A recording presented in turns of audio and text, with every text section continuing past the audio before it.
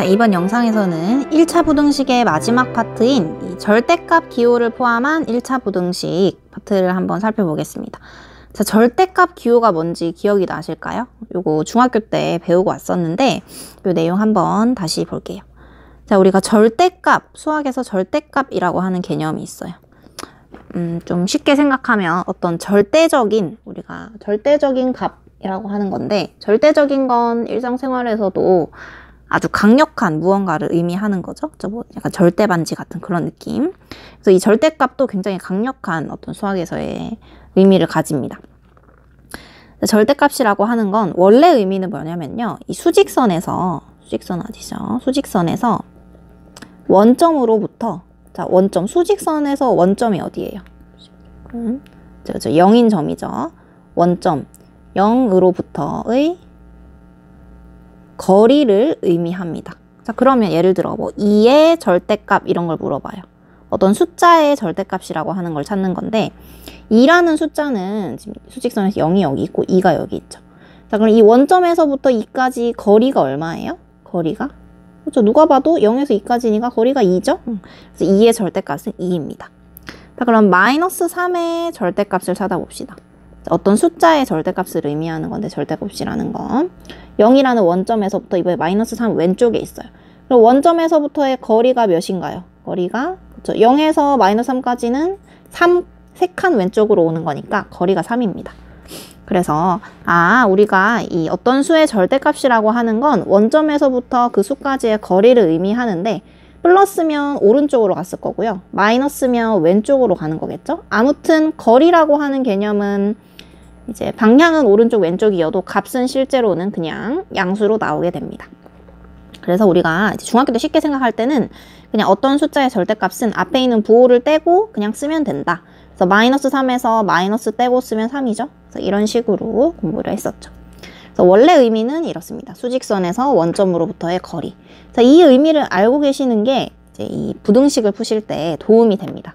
예를 들어 이런 거거든요. 예를 들어, 자, 우리가 절대값이 2보다 작은 수를 찾으래요. 수는, 자, 절대값이 2보다 작다는 건, 절대값이 2라는 게 일단 어떤 수직선에서 거리가 2인 걸 얘기하잖아. 그럼 오른쪽으로 두 칸 가면 2고요. 왼쪽으로 두 칸 가면 마이너스 2죠. 여기 거리가 다 2인데 작아야 된다고 하니까 이 안쪽으로 들어와야, 그렇죠? 이 안쪽에 있어야 원점으로부터의 거리가 2보다 작습니다. 여기는 1, 1.5, 0.5, 1 뭐 이렇게 되겠죠? 그래서 절대값이 2보다 작은 수를 찾으세요 라고 하면 일단 2보다는 작고 마이너스 2보다는 커야 돼요. 이런 수는 마이너스 2보다 크고 요 사이에 딱 들어와야 되는 거죠. 2보다 작은 수를 의미합니다. 수학에서 이런 숫자를 이제 쉽게 표시하려고, 자, 이런 수를 x라고 했을 때 마이너스 2보다 크고 2보다 작다, 이렇게 답을 쓸 수 있겠죠. 그래서 이렇게 부등식으로 표시하는 걸 이제 절대값이 들어간 부등식이라고 의미할 거고요. 이런 문제를 풀게 될 겁니다. 그리고 아까 이 절대값에서 선생님이 하나 깜빡한 게 있는데 알고 계시겠지만, 이 절대값을 기호로 우리가 어떻게 표시하죠?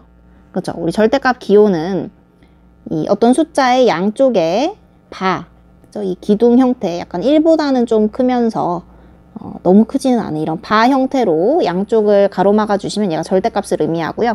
그래서 2의 절대값이 2다. 그러면 2의 절대값은 2. 마이너스 3의 절대값은 아까 3이었죠? 3이다. 이렇게 쓰시면 됩니다. 그래서 절대값은 이렇게 바 두 개를 이용해서 표시하더라 하는 걸 알아두셔야겠죠. 자, 그래서 우리 교과서에 있는 92쪽의 생각열기 문제도 한번 살펴볼게요. 자, 이제 부등식이 나와요. 그리고 이런 절대값 기호가 포함됩니다. 자, 이제 쉽게 보시면 돼요, 여러분. 어떤 x라는 숫자가 있는데 이 x의 절대값이 2보다 작거나 같대요. 이런 의미죠, 그렇죠? 그렇게 되는 숫자 x는 뭐겠니? 라고 물어보는 겁니다. 그럼 아까 사실 밑에서 풀었는데, 자, 어떤 숫자의 절대값이 2라 하는 게 무슨 의미인지를 생각하셔야 돼요. 그래서 절대값 x가 2라는 게 무슨 의미냐? 아까 했죠. 절대값이라고 하는 건 원점에서부터의 거리를 의미하기 때문에 이 거리가 2가 되는 수를 절대값이 2라고 얘기합니다. 그죠? 거리가 2인 수. 그럼 오른쪽으로 갔으면 플러스 2였을 거고요. 왼쪽으로 갔으면 마이너스 2였을 거예요.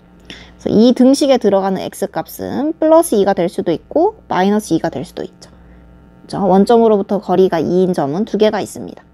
자, 그러면 딱 2가 되는 게 아니라 2보다 작거나 같은 x는 뭐가 있니? 아까 했죠. 거리가 2보다 작거나 같아야 돼. 2가 될 때보다 안쪽에 있어야겠죠. 원점으로부터. 그래서 이 사이에 있는 범위가 바로 문제에서 물어보는 범위가 됩니다. 따라서 마이너스 2보다 지금 여긴 등호가 붙어 있으니까 같거나 크고, 그렇죠? x값이 마이너스 2 이상, 그 다음에 2 이하, 이게 바로 내가 찾는 답이 됩니다. 이 부등식을 풀면 답은 마이너스 2 이상, 2 이하가 됩니다. 그래서 이렇게 절대값이 들어간 부등식도 너무 어렵게 생각하지 마시고 이 의미를 생각해서 이제 그림으로 생각할 수도 있고요. 사실 자주 나오는 유형은 이제 푸는 방법이 거의 정해져 있어요. 그래서 그걸 알아두시면 더 쉽게 푸실 수도 있습니다. 넘어가서요. 교과서에 나와 있는 이 내용 한번 살펴볼게요. 이게 바로 자주 나오는 이제 절대값이 포함된 부등식인데 첫 번째 거 볼게요. 첫 번째 1번. 방금 본 겁니다. 자, x의 절대값이 어떤 숫자보다 작아. 그러면 이 오른쪽으로 갔을 때 a만큼 간 거랑, 그렇죠? 원점에서 오른쪽으로 a만큼 갔을 때랑 왼쪽으로 a만큼 갔을 때, 즉 마이너스 a랑 a죠? 이 사이에 숫자가 있어야 됩니다. 그래서 답은 마이너스 a보다 크고 a보다 작다. 이렇게 쓸 수 있겠죠. 그래서 절대값이 a보다 작으면 이 x값은 마이너스 a보다 a까지야 하는 걸 기억해 두시면 이제 문제를 쉽게 풀 수 있고요. 만약에 반대로 부등호가 어떤 절대값이 a보다 크다. 부등호 방향이 반대면요. 이 양쪽으로 갔을 때보다 더 멀리 가야 된다는 소리니까 거리가 a보다 더 오른쪽으로 가고요. 숫자가 마이너스 a보다 더 왼쪽으로 숫자가 가야 됩니다. 따라서 내가 찾는 범위는 마이너스 a보다 더 왼쪽, 즉 마이너스 a보다 더 작거나 a보다 더 오른쪽, a보다 큰 숫자들이 절대값이 더 커지는 거겠죠? 그래서 답에도 마이너스 a보다 왼쪽 작거나 a보다 크거나 오른쪽에 있거나, 그래서 요 그림을 보시고 이 1차 부등식에서 절대값이 포함되어 있으면 답을 이렇게 쓸 수 있구나 하는 걸 알아두시면 문제를 쉽게 풀 수 있어요. 그래서 한번 연습해 보면요. 절대값이 뭐 5보다 작다 하는 답을 쓰세요 라고 하면 절대값이 5보다 작아? 그럼 x가 최대 5까지 오른쪽으로 갈 수 있고요.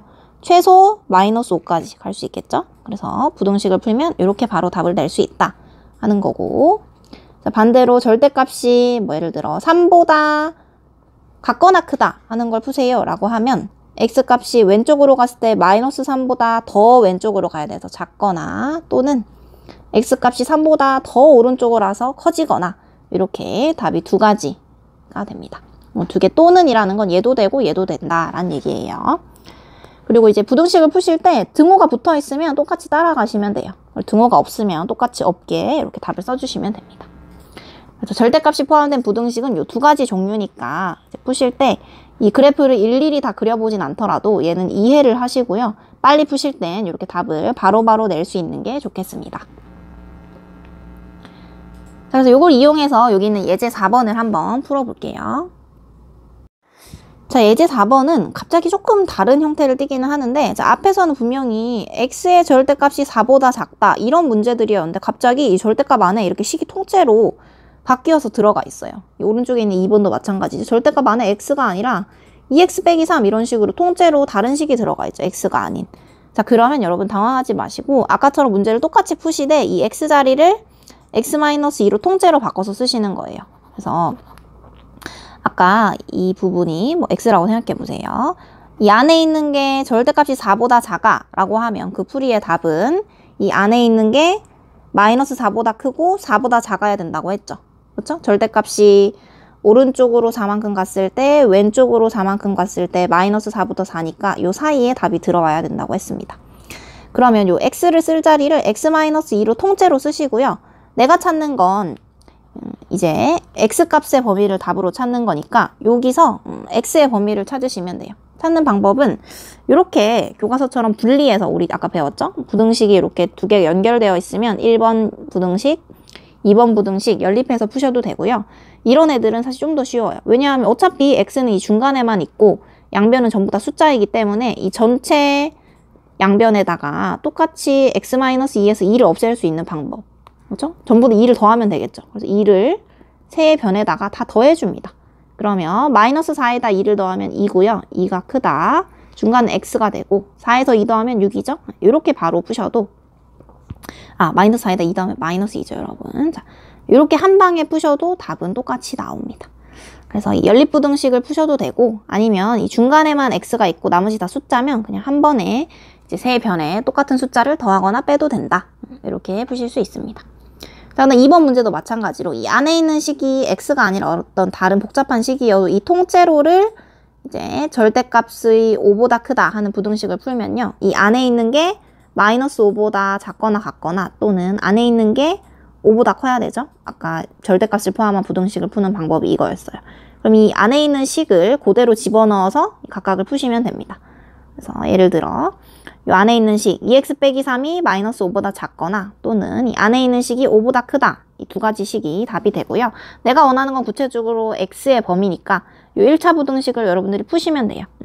숫자 2항에서 2로 나누면 왼쪽에 있는 식은 x가 마이너스 1보다 작다 하는 답이 나오고 오른쪽에 있는 것도 3, 2항하고 양변 2로 나누면 x가 4 이상입니다.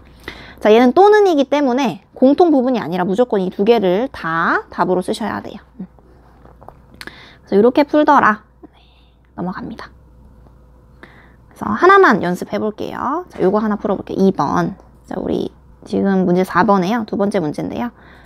자, x-6이 2보다 크다. 절대값이 2보다 크다 하면요. 이 안에 있는 식 x-6이 우리 절대값이라고 하는 건 0에서부터의 거리인데 왼쪽으로 갔으면 마이너스 2고 오른쪽으로 갔으면 2예요. 근데 얘보다 거리가 더 멀어져야 된다고 하는 거니까 마이너스 2보다 작거나 아니면 2보다 더 오른쪽에 있거나 또는 x-6이 2보다 더 오른쪽, 2보다 크거나 이 두 개가 답이 됩니다.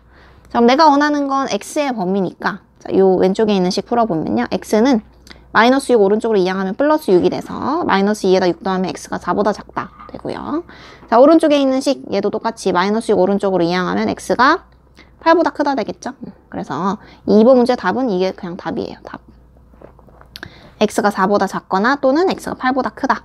자, 또는이기 때문에 공통 범위를 절대 찾는 게 아니고 이렇게 그냥 답으로 써주시면 끝입니다. 네, 그래서 이 나머지 문제들도 여러분 한번 천천히 풀어보시면 되겠습니다.